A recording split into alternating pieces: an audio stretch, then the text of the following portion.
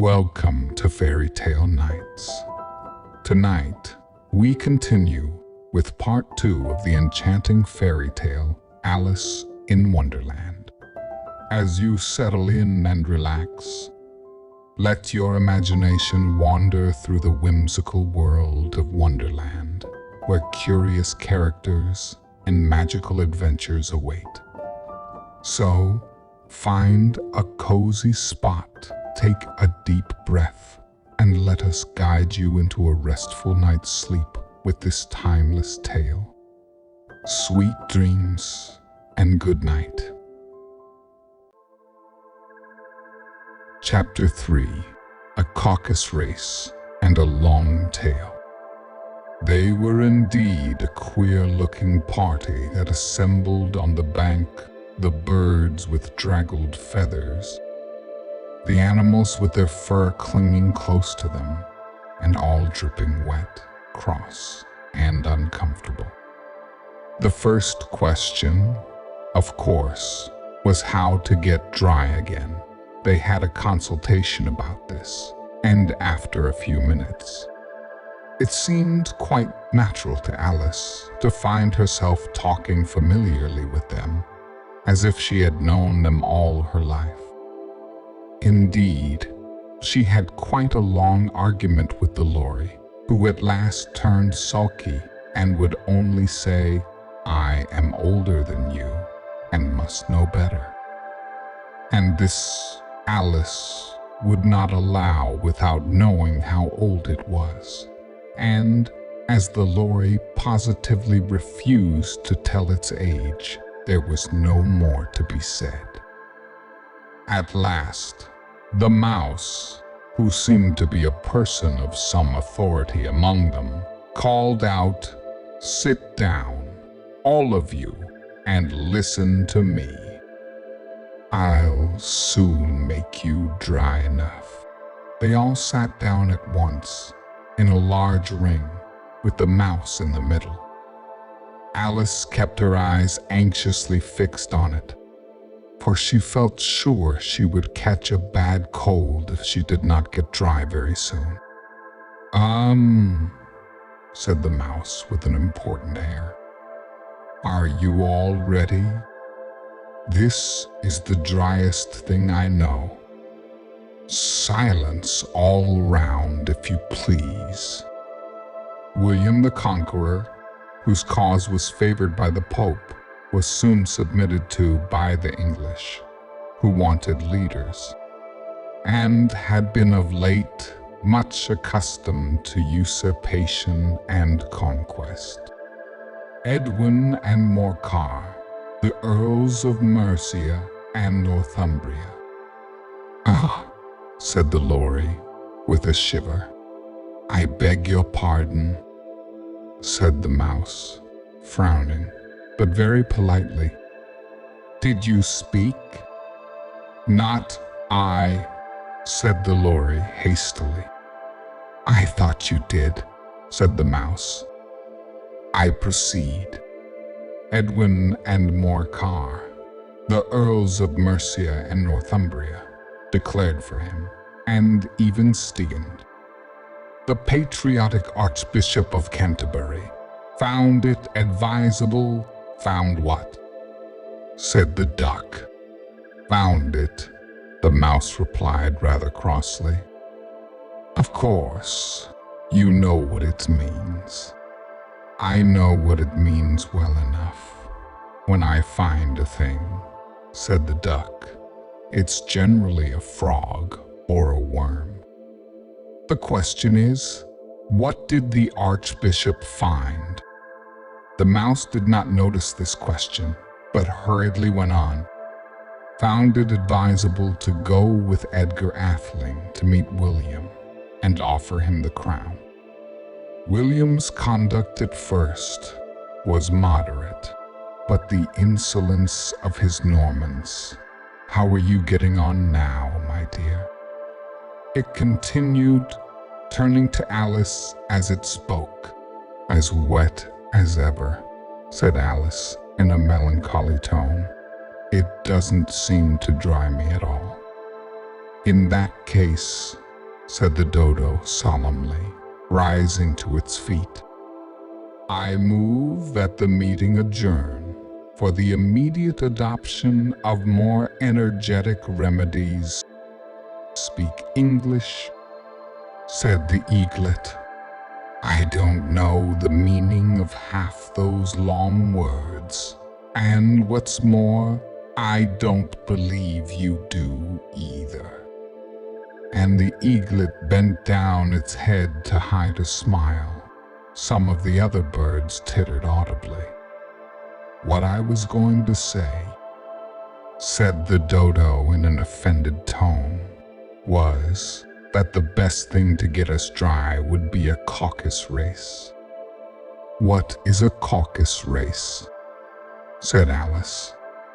Not that she wanted much to know, but the dodo had paused as if it thought that somebody ought to speak, and no one else seemed inclined to say anything.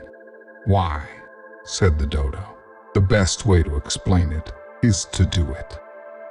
And, as you might like to try the thing yourself, some winter day, I will tell you how the dodo managed it. First, it marked out a race course in a sort of circle. The exact shape doesn't matter, it said. And then all the party were placed along the course, here and there. There was no 1, 2, 3, and away, but they began running when they liked, and left off when they liked, so that it was not easy to know when the race was over. However, when they had been running half an hour or so, and were quite dry again, the dodo suddenly called out, the race is over, and they all crowded around it, panting and asking, but who has won? This question the dodo could not answer without a great deal of thought, and it sat for a long time with one finger pressed upon its forehead, the position in which you usually see Shakespeare in the pictures of him, while the rest waited in silence. At last, the dodo said, everybody has won, and all must have prizes. But who is to give the prizes? Quite a chorus of voices asked. Why, she, of course, said the dodo, pointing to Alice with one finger, and the whole party at once crowded round her, calling out in a confused way, prizes, prizes. Alice had no idea what to do, and in despair, she put her hand in her pocket and pulled out a box of comfits. Luckily, the salt water had not gotten to it, and handed them around as prizes. There was exactly one apiece all round. But she must have a prize herself, you know, said the mouse. Of course, the dodo replied very gravely. What else have you got in your pocket? He went on, turning to Alice. Only a thimble, said Alice sadly. Hand it over here, said the dodo. Then they all crowded around her once more, while the dodo solemnly presented the thimble, saying, we beg your acceptance of this elegant thimble. And when it had finished this short speech, they all cheered.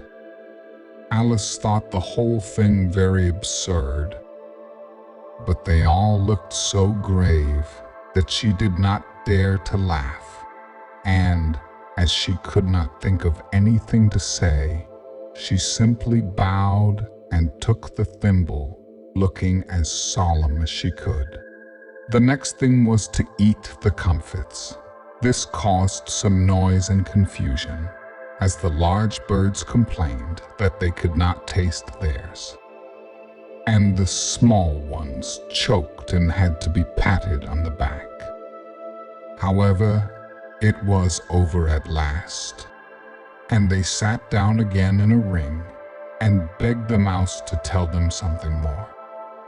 "You promised to tell me your history, you know," said Alice, "and why it is you hate C&D. She added in a whisper, half afraid that it would be offended again. "Mine is a long and a sad tale," said the mouse, turning to Alice and sighing. "It is a long tale, certainly," said Alice, looking down with wonder at the mouse's tail. "But why do you call it sad?" And she kept on puzzling about it while the mouse was speaking, so that her idea of the tale was something like this. "Fury said to a mouse that he met in the house, 'Let us both go to law. I will prosecute you. Come, I'll take no denial. We must have a trial. For really this morning I've nothing to do,' said the mouse to the cur. 'Such a trial, dear sir, with no jury or judge, would be wasting our breath.' 'I'll be judge, I'll be jury,' said cunning old Fury. 'I'll try the whole cause and condemn you to death.' 'You are not attending,' said the mouse to Alice severely. 'What are you thinking of?' 'I beg your pardon,' said Alice, very humbly. 'You had got to the fifth bend, I think.' 'I had not,' cried the mouse, sharply and very angrily. 'A knot,' said Alice, always ready to make herself useful, and looking anxiously about her. 'Oh, do let me help to undo it.' 'I shall do nothing of the sort,' said the mouse, getting up and walking away.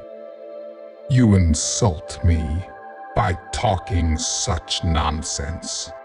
I didn't mean it,' pleaded poor Alice. 'But you're so easily offended, you know.'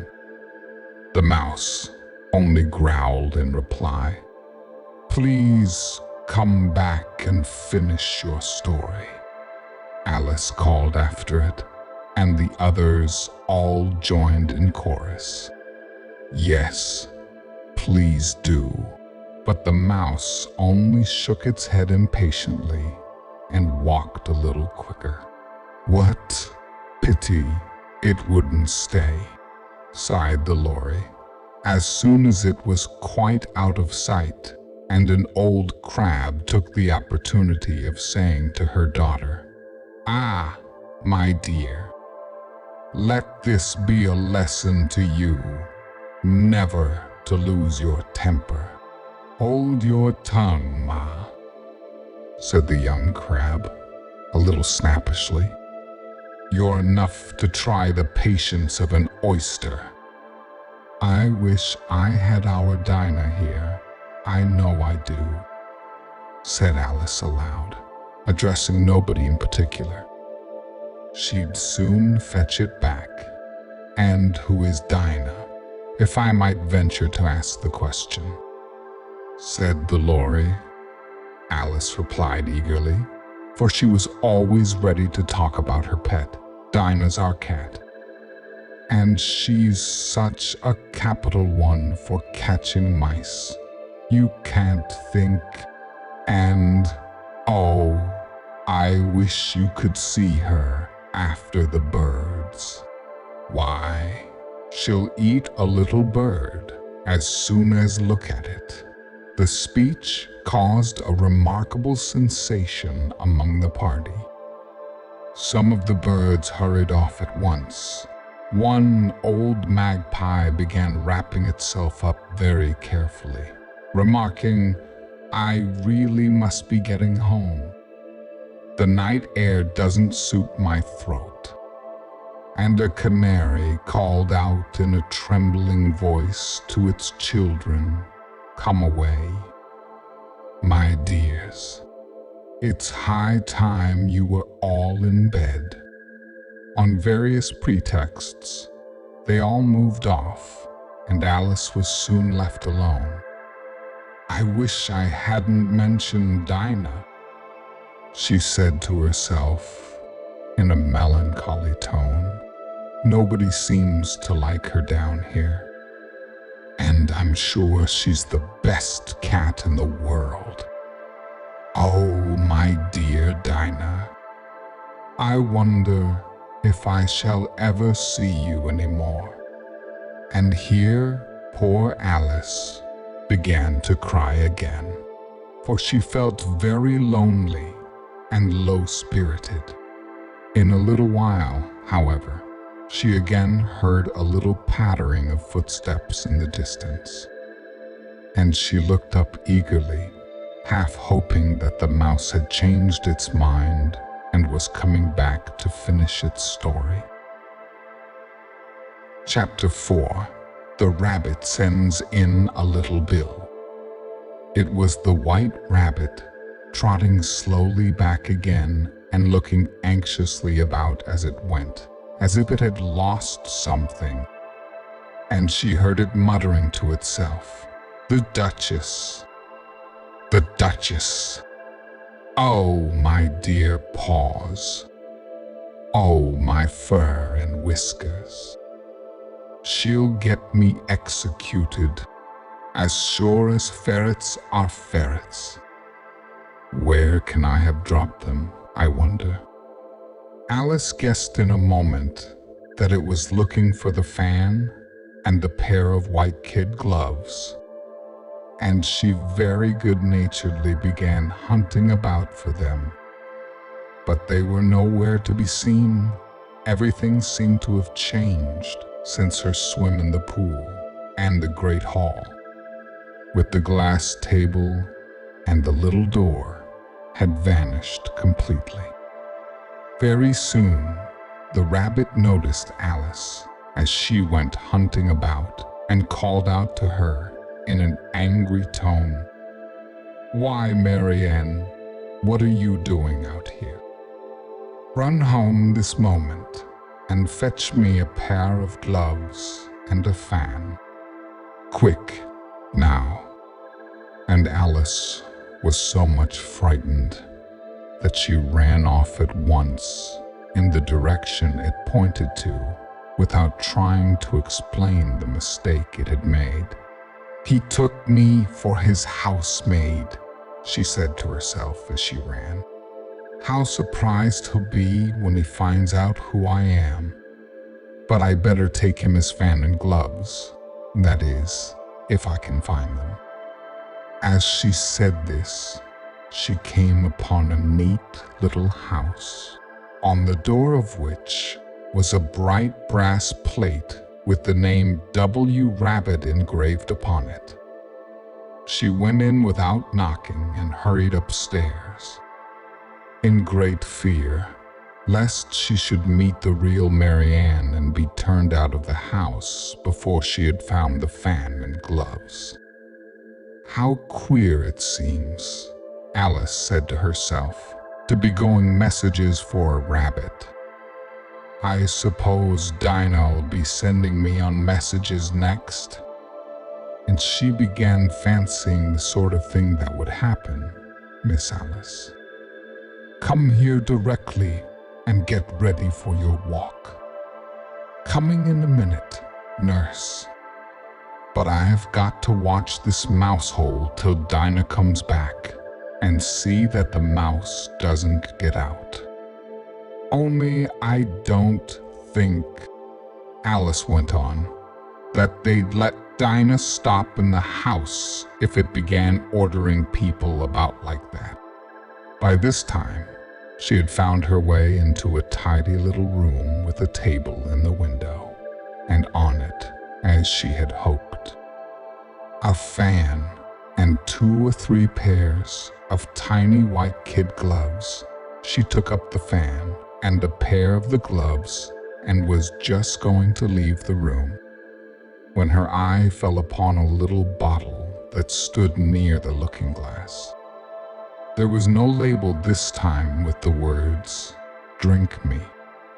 But nevertheless, she uncorked it and put it to her lips. "I know something interesting is sure to happen," she said to herself, "whenever I eat or drink anything, so I'll just see what this bottle does. I do hope it'll make me grow large again, for really, I'm quite tired of being such a tiny little thing." It did so indeed, and much sooner than she had expected. Before she had drunk half the bottle, she found her head pressing against the ceiling and had to stoop to save her neck from being broken.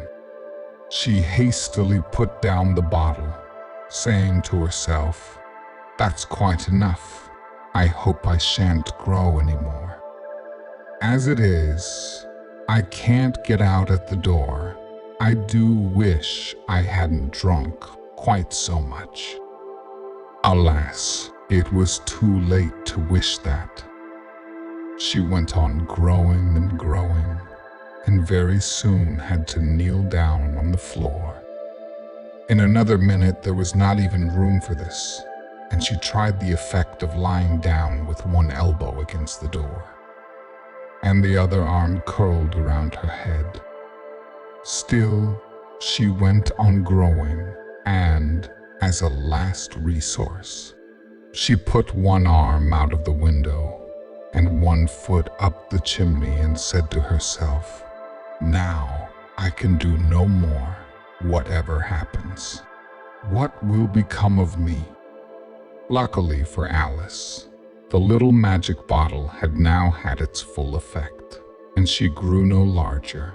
Still, it was very uncomfortable, and as there seemed to be no sort of chance of her ever getting out of the room again, no wonder she felt unhappy.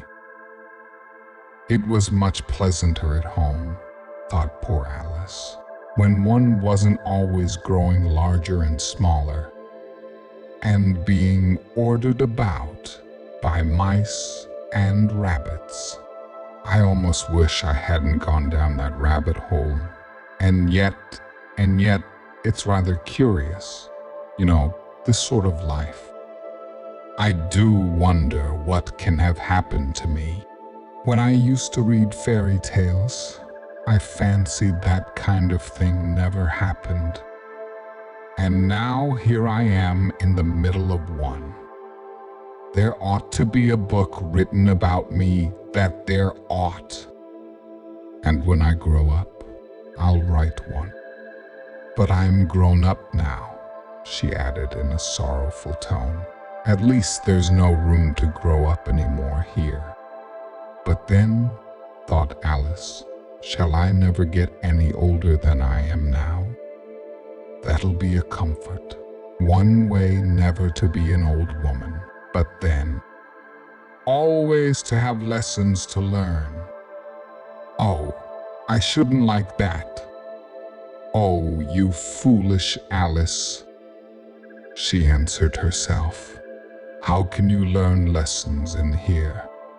Why, there's hardly room for you, and no room at all for any lesson books.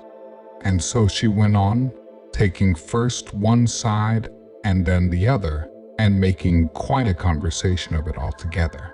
But after a few minutes, she heard a voice outside and stopped to listen. "Mary Ann, Mary Ann," said the voice. "Fetch me my gloves this moment." Then came a little pattering of feet on the stairs. Alice knew it was the rabbit coming to look for her, and she trembled till she shook the house, quite forgetting that she was now about 1,000 times as large as the rabbit and had no reason to be afraid of it. Presently, the rabbit came up to the door, and tried to open it. But as the door opened inwards and Alice's elbow was pressed hard against it, that attempt proved a failure.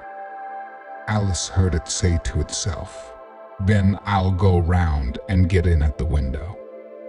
"That you won't," thought Alice, and after waiting till she fancied she heard the rabbit just under the window, she suddenly spread out her hand and made a snatch in the air.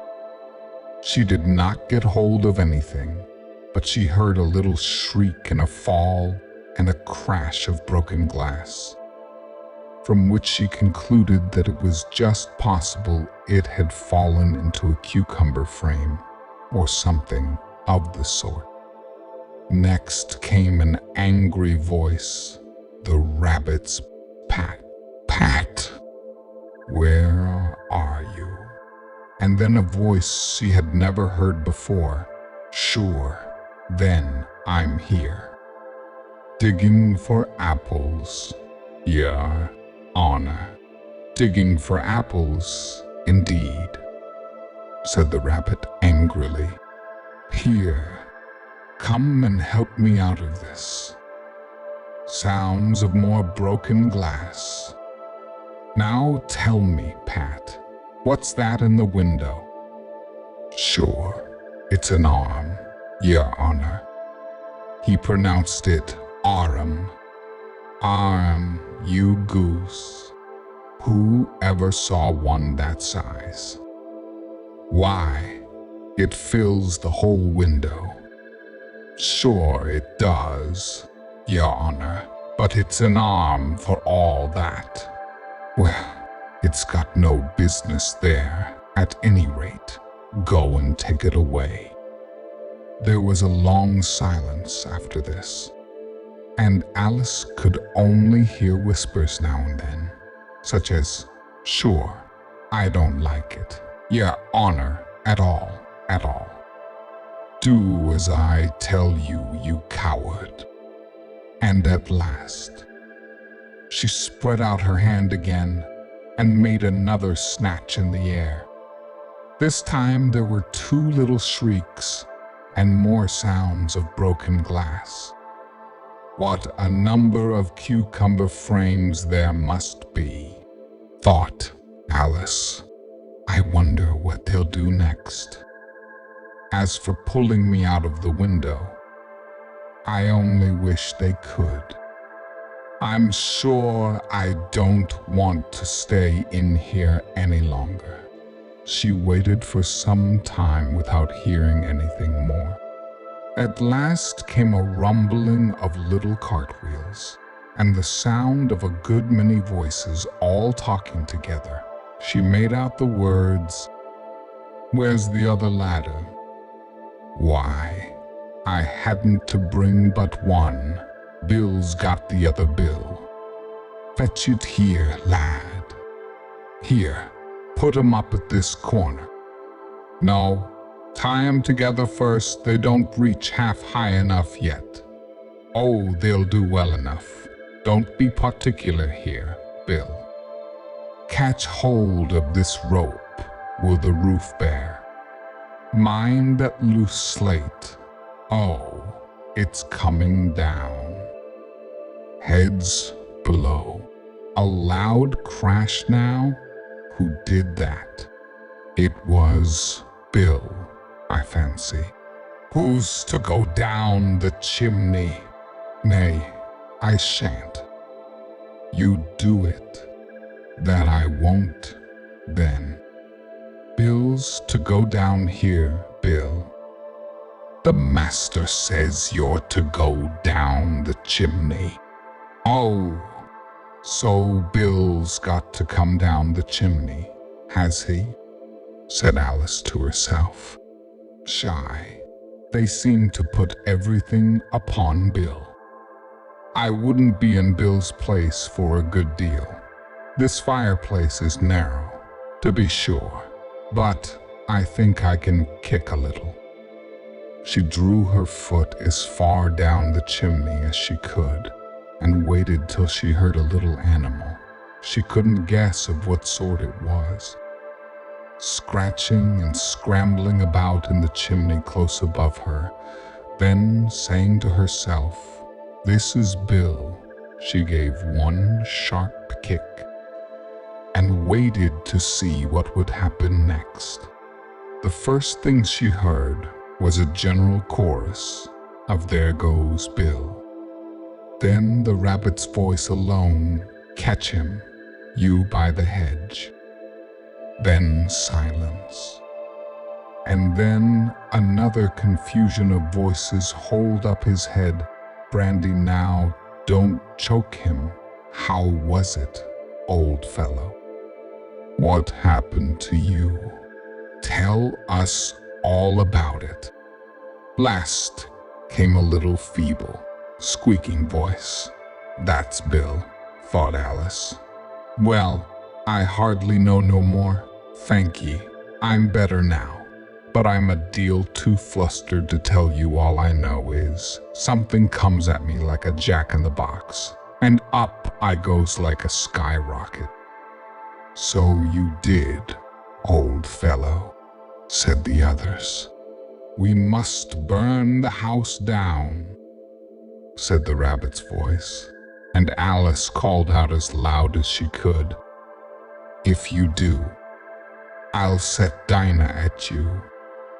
There was a dead silence instantly, and Alice thought to herself, "I wonder what they will do next. If they had any sense, they'd take the roof off." After a minute or two, they began moving about again, and Alice heard the rabbit say, "A barrowful will do, to begin with." A barrowful of what? Thought Alice. But she had not long to doubt, for the next moment, a shower of little pebbles came rattling in at the window, and some of them hit her in the face. "I'll put a stop to this," she said to herself and shouted out, "You'd better not do that again," which produced another dead silence. Alice noticed, with some surprise, that the pebbles were all turning into little cakes as they lay on the floor, and a bright idea came into her head. "If I eat one of these cakes," she thought, "it's sure to make some change in my size, and as it can't possibly make me larger, it must make me smaller, I suppose." So she swallowed one of the cakes, and was delighted to find that she began shrinking directly.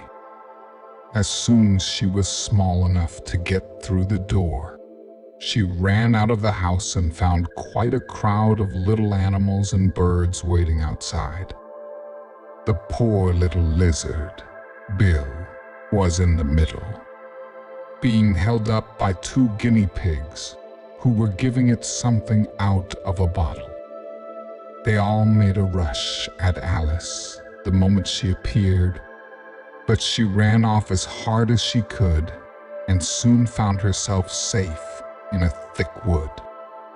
"The first thing I've got to do," said Alice to herself as she wandered about in the wood, "is to grow to my right size again. And the second thing is to find my way into that lovely garden. I think that will be the best plan." It sounded an excellent plan, no doubt, and very neatly and simply arranged. The only difficulty was that she had not the smallest idea how to set about it. And while she was peering about anxiously among the trees, a little sharp bark just over her head made her look up in a great hurry. An enormous puppy was looking down at her with large round eyes and feebly stretching out one paw, trying to touch her. "Poor little thing," said Alice in a coaxing tone, and she tried hard to whistle to it, but she was terribly frightened all the time at the thought that it might be hungry, in which case it would be very likely to eat her up in spite of all her coaxing. Hardly knowing what she did, she picked up a little bit of stick and held it out to the puppy, whereupon the puppy jumped into the air off all its feet at once with a yelp of delight and rushed at the stick and made believe to worry it. Then Alice dodged behind a great thistle to keep herself from being run over. And the moment she appeared on the other side, the puppy made another rush at the stick and tumbled head over heels in its hurry to get hold of it. Then Alice, thinking it was very like having a game of play with a cart horse, and expecting every moment to be trampled under its feet, ran around the thistle again. Then the puppy began a series of short charges at the stick, running a very little way forward each time and a long way back, and barking hoarsely all the while, till at last it sat down a good way off, panting, with its tongue hanging out of its mouth and its great eyes half shut.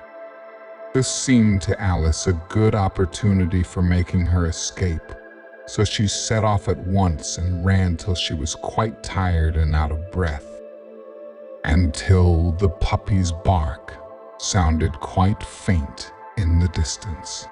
And yet, what a dear little puppy it was, said Alice, as she leant against a buttercup to rest herself and fanned herself with one of the leaves. I should have liked teaching it tricks very much if I'd only been the right size to do it. Oh dear, I'd nearly forgotten that I've got to grow up again. Let me see, how is it to be managed?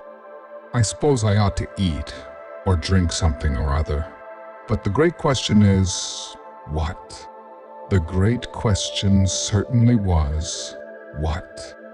Alice looked all round her at the flowers and the blades of grass, but she did not see anything that looked like the right thing to eat or drink under the circumstances.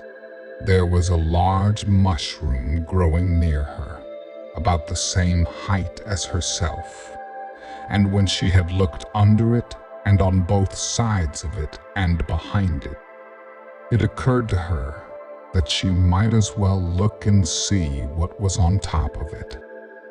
She stretched herself up on tiptoe and peeped over the edge of the mushroom, and her eyes immediately met those of a large blue caterpillar that was sitting on the top with its arms folded, quietly smoking a long hookah and taking not the smallest notice of her or of anything else.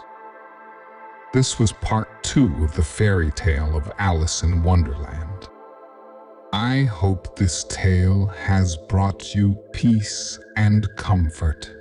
If you enjoyed this bedtime story, I would be grateful if you subscribed to the channel for more soothing adventures. Be sure to join us next time for part 3 of Alice's magical journey through Wonderland. Until then, I wish you a restful and serene night. Sweet dreams and good night.